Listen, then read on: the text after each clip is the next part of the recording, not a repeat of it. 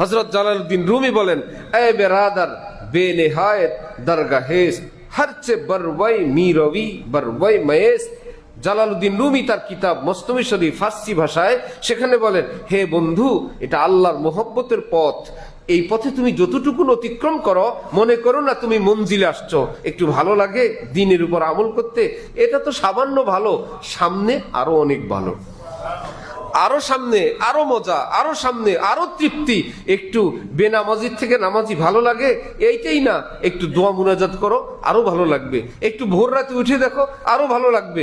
গুনাহ ছেড়ে দেখো, আরো ভালো লাগবে। এইবার দেখবা তুমি আল্লাহর কত আপন হও, আল্লাহ পাকের কত ঘনিষ্ঠ হও। যে হাম তুম হি বাস আগা হ্যায় ইস রব্তে খফি সে মালুম কিসি और को ये রাজ नहीं है।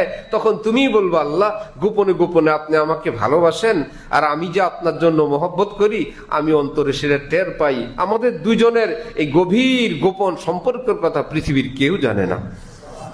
বান্দা নিজেই টের পায় যে আল্লাহ আমাকে আদর করেন।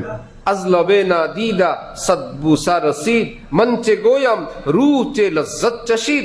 মসনবী শরীফের মধ্যে একই জালালউদ্দিন রুমি বলেন, বন্ধুরা, তোমাদেরকে কেমনে আমি ব্যক্ত করব, অদৃশ্যের একটা ঠোঁট এসে না আমার অন্তরে চুমু দেয়, আমি টের পাই, বলতে পারবো না বিস্তারিত। বিস্তারিত বলার ক্ষমতা নাই যে मैं जहां भी रहो जिस फिजा में रहो मेरा तकवा हमेशा सलामत रहे।